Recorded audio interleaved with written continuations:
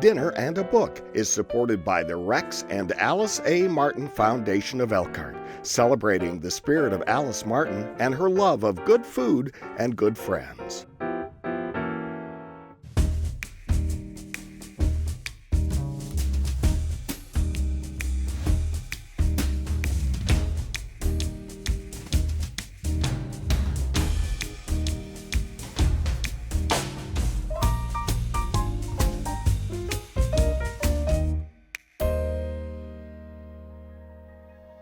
In reading the classical Greek and Roman moral philosophers who inspired the American founders, the author, Jeffrey Rosen, shows us how they understood the pursuit of happiness as a quest for being good, not for feeling good.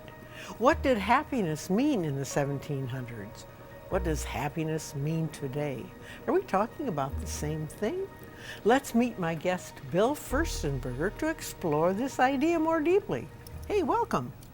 Well, thank you for having me, Gail. Thrilled to be here. It's so good to have you and to explore this idea about happiness. Yes, yeah, it is. It's always a very timely thing to sort of just reflect on, right? Right. And my reaction to this book was, first of all, I read books for two reasons. I read some purely for pleasure, just because I want to be happy. Yes, and yes. other books I read because I think it's important to read them, and this falls into that second category. But you know, as you read it, at first you kind of get muddled, but don't give up. There are so many good ideas in there, and we find out about these founding fathers.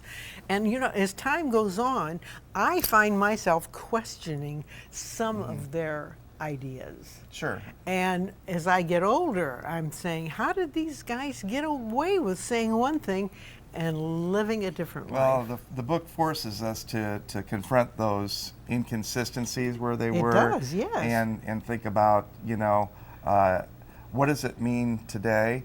And are we still inconsistent at times? Or how do we strive to be more consistent? And I would have never read this book had it not been for the fact that Jeffrey Rosen came to our community Yes. because of the Elkhart Owls. And I got an invite to that. And it's amazing what that group has done. They've given away hundreds of copies of this book so that the community can have this discussion. Yes, and actually, when you get into it, it makes sense that we review this and these ideas, the ideas of the early founders. But it does stir me up in not a pleasant way when I think how many of them were a little bit two-faced, Yeah. particularly with the questions of slavery. And I have to say, with Jefferson, he got so used to being in France, to having the best.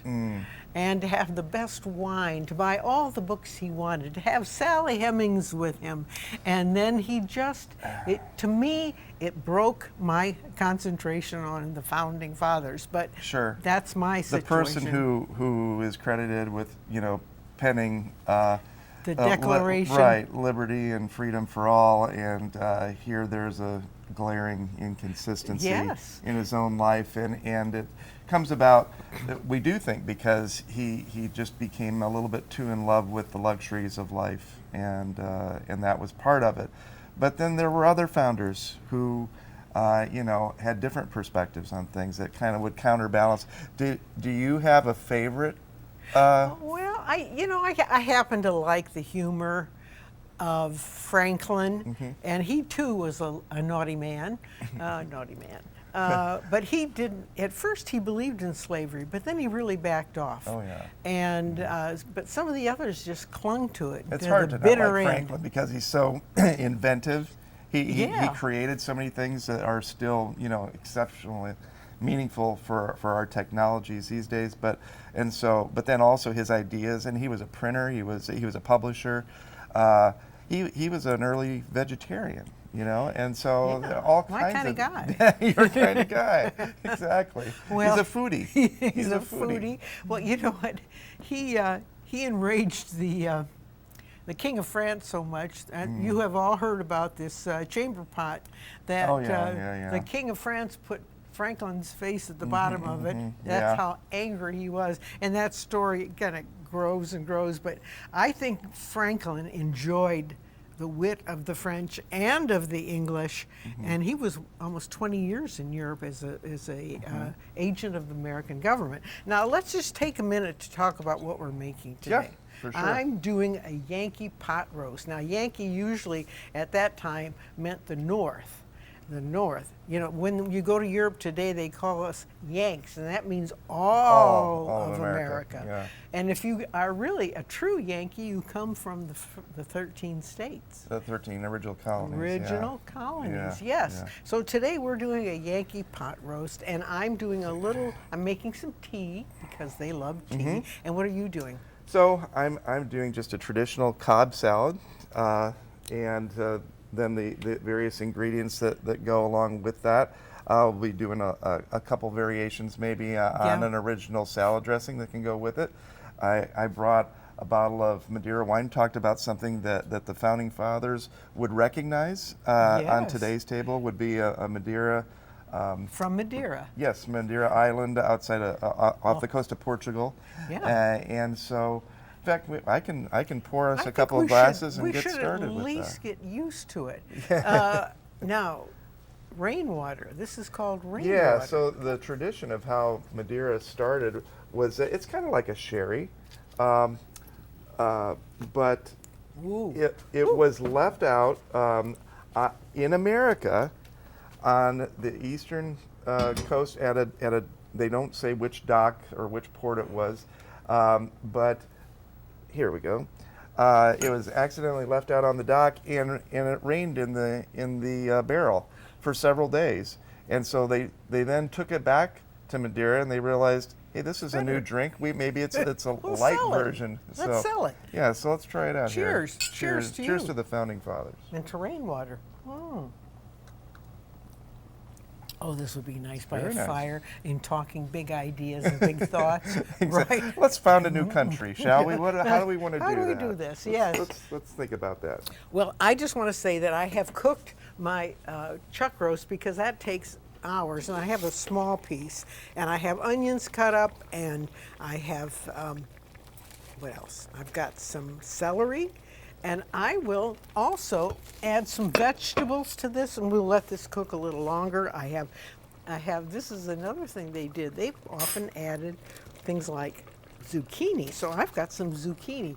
And you know, zucchini was not in Europe. It came from in the South America. And we started eating this kind of food, but the Europeans did not until after the great explorations, and they went back to Europe with these ideas. I have parboiled some of the potatoes as well, because when they say, you know, put it in a slow oven for 4 hours, I don't think we're going to be here for 4 hours. So parboiling, adding some potatoes. You know, I did like this book, and I remember growing up with a mother who liked the ideas of Franklin. I mean, we had to always go early to bed, early to rise. Oh my goodness, that the regiment. And we were not to sleep after 9 o'clock in the morning because we were not leading a productive life. And why do we, at age 17, have to sleep more? We should be up and do things. That was one of the things about this book that I thought to myself, I don't know if I can live up to this, you know. Because the whole strict structure of it all. But and we that know lifestyle. we know though in the evening they would have their Madeira, and they'd have friends in maybe to have a Yankee pot roast or some fish or a chicken, and they'd have somebody cooking and cleaning. And but Franklin, I thought, was a clever man and funny, and. Well, I have to admit, if we're picking favorites, mine is George Washington, just because I'm not sure the country would have made it without him. He was the measured person who didn't make quick, fast decisions, Right. Thought about things thoroughly, put the brakes on an awful lot for those who otherwise might want to make some very, very fast decisions and Yes. choices on some things. And he was of the mindset to be deliberate. He was in control of his passions, and passions at that time didn't mean love passions. That meant you're getting angry and you're fired up and you have a temper tantrum. That was something I wanted to talk about today, is how we think of the difference between how we view the word passion today versus back then. Passion was almost a 4-letter word to the founders because it meant that you were giving in to natural inclinations and you were weak. But now, I think especially in the nonprofit world, we're supposed to talk about our passions and wear that on your sleeve, and that's how you're successful with what you do. Founders didn't look at the word passion in the same way exactly. No, and I think in the last 20, 25, 30 years, we took a big dive in the opposite direction. Happiness became known as physical happiness and just things that you normally weren't raised talking about. And as I say, my mother was very strict. When I wanted a bicycle, she said, write down 25 reasons why you need a bicycle. Now go and raise the money. See, there was no such thing as I want this, I want that. I had to prove why I wanted it, and then make it happen myself. And that was another passion in my family. You did it on your own. And today, I'm just dumbfounded that way some people live. But in any case, we're getting the vegetables in here. We have a little less than a minute. We're going to just take a little break and show you some pictures of some of the founders, and maybe you can remember your very favorite. And when we come back, we'll do some more cooking. We'll talk more about some of these ideas of the founders and how they have continued on being revered. And reviled. And reviled, yes. And why? Mostly revered, though. Yes, mostly revered. Right, yes. So we'll be right back. Stay with us.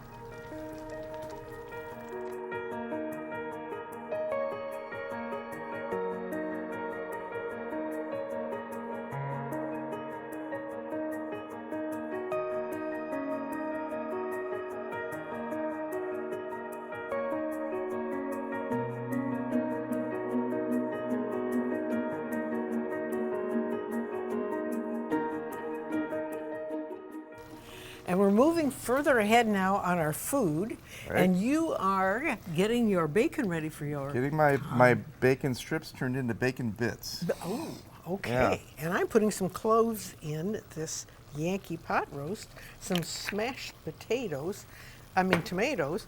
and we will cover it. I'm going to add some thyme leaves, though, first. And if I had my own little cottage garden, my kitchen garden, I live on the 3rd floor, but I do grow herbs and spices in the summer on my balcony. But to have a kitchen garden is kind of a fun idea. It probably is too much work, though. I don't know.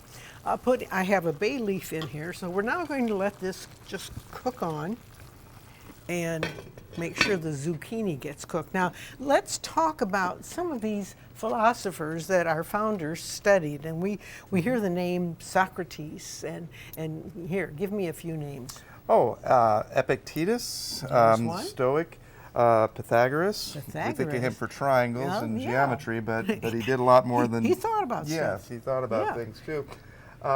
Cicero. Cicero was very popular in their lifetime because they did study things, and they even had journals. You and I were talking about they kept journals about what they had thought or what they had done wrong during the day. Or what they'd done wrong. They kept diaries sort of as a check on themselves to see, did I live up to the moral life, the virtuous life. The virtue, that's the word that always comes up, the virtuous life. Yeah. And determined by these thinkers and these founders.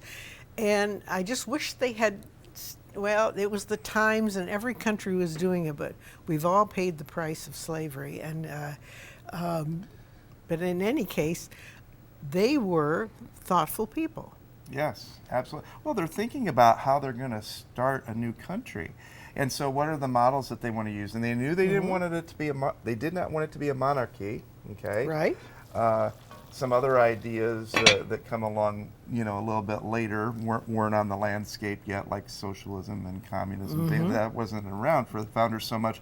But the principal thing that they were looking at was monarchy. We don't want to be in a monarchy. We also wanted to separate church and state. So how are we going to create a new country that does not have a king, that is ruled by the will of the people? Yes. Okay. And creates these balances of power. Yeah. Balance of power.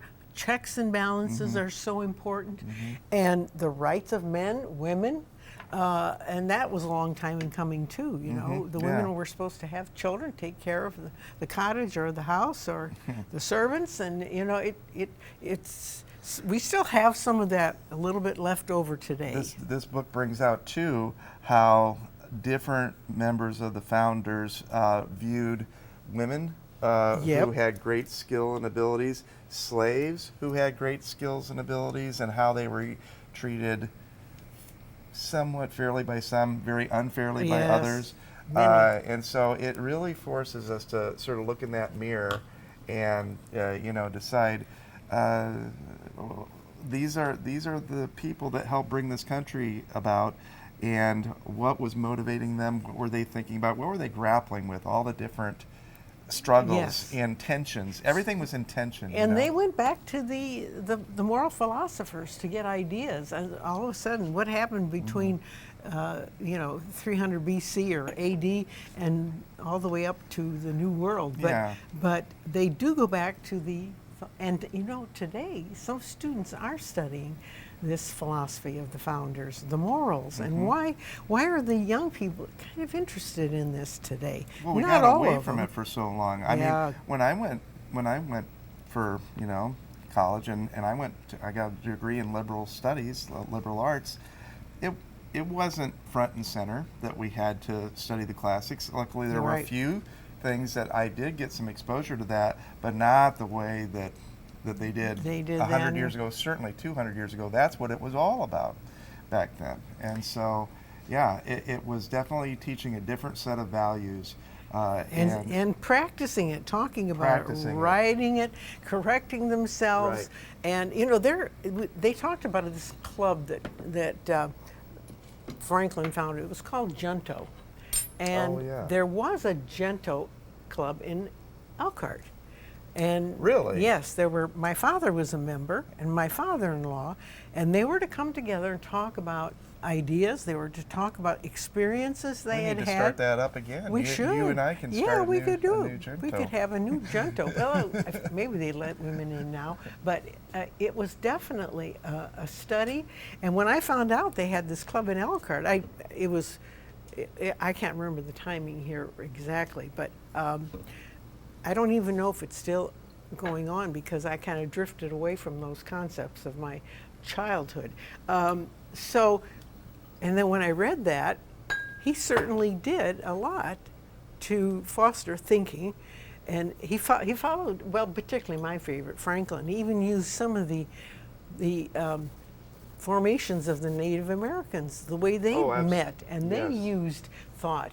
And post office he came up with, and the fire department, and all these things that we needed more help with. How are you doing here with you? I'm doing good. You were going to show me how you to get juice out of a lemon, and I have a another way too is if you find your lemon is very hard, you just put it in the microwave for about 10 seconds, and it softens.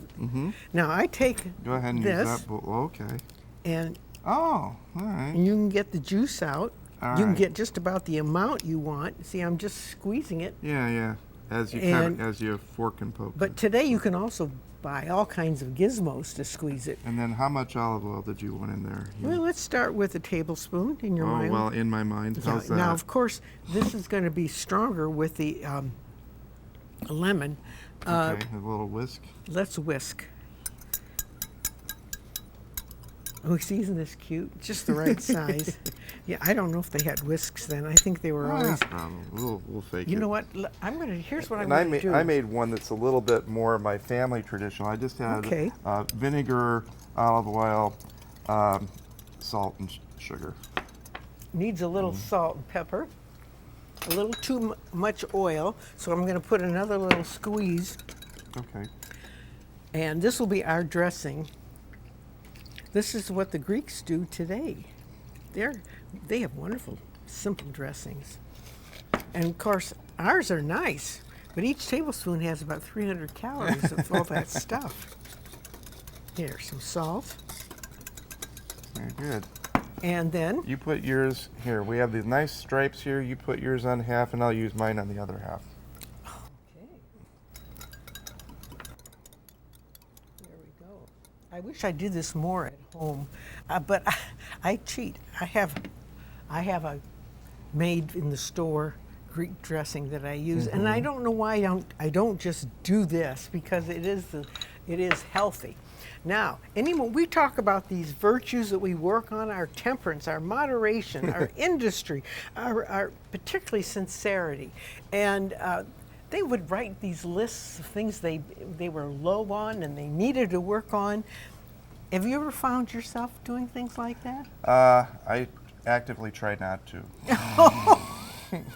You just assume being good temperate. about myself. I don't want to put myself down too much. And No, so, that's true. And but I think that I see great value in that. Obviously, a life well lived is one that you're aware of, and that's good. And you. There's a new saying.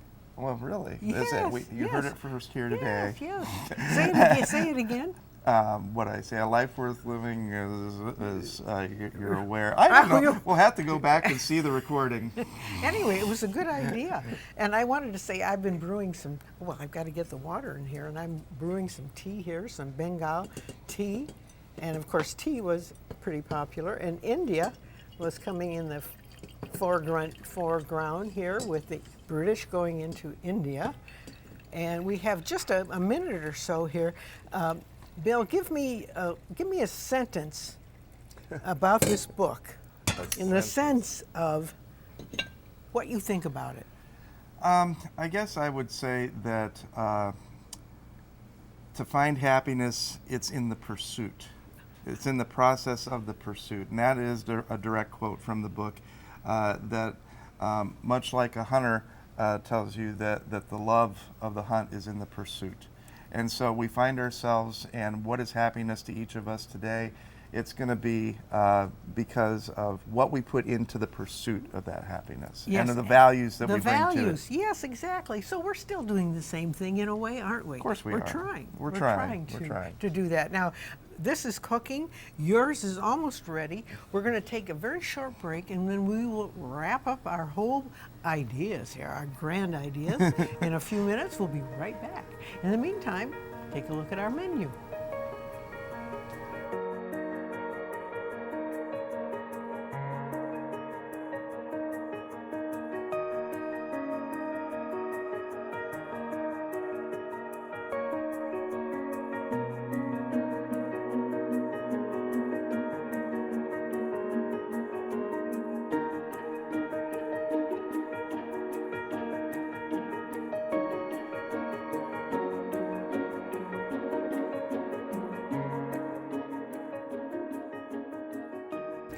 Well, Bill, I loved this book, and I'm glad we decided to do it. And you're the one that talked me into doing it, because I thought, how do we wrap our hands around these big ideas? And Well, we did. We somehow did, didn't we? Yeah, we did. As did everybody in our audience, too, who chooses to read this book and take seriously the American experiment, right? And what we do. This is, our country is not something that we can take for granted. And it is constantly a work in progress. A challenge, too. A challenge. A work in progress, yes. Yeah. And I think Jeffrey Rosen did a great job to bring that front and center and to make people think. And that's maybe the most important thing that he did with the book. I think you're absolutely right. It made us stop and think, what are the important things in our lives? And when we write things and we say, this is going to be this way, how is that going to hold up over time, and that sort of thing? Over time, the long view. Yeah, That's view. the thing, because we have to constantly fight that innate passion that we have inside of us to sort of jump on a bandwagon and say, yeah, this is what we're all about. But we have to stop, reflect, think, and look at, what's it going to mean down the road And we for do have ourselves, our citizens. children, our grandchildren. Yes. And we do have citizens that are focused on that. Absolutely And we we're do. happy that they are. And I'm so glad that you suggested this. And I was thinking during the night, how are we going to wrap our hands around this? And I think we did without being pompous. We could have been. I hope so. With a little Madeira along the way, Well, Yes, that's a good thing. So I'm so glad you suggested this. I'm so glad you could come, and we'll find another good book for the future. That'll be great. I would love that. Thank you, You're very welcome. and thank you. Remember, good food, good books, good friends, good everything make for a very good life. A very happy life. And a happy life, the pursuit of happiness. We'll see you next time.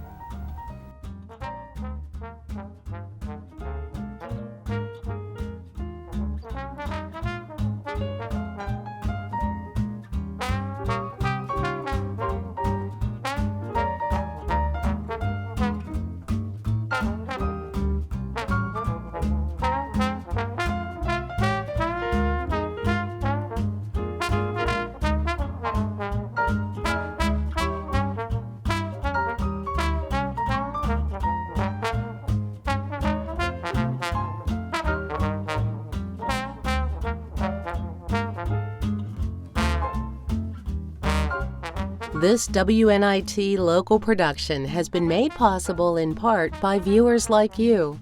Thank you.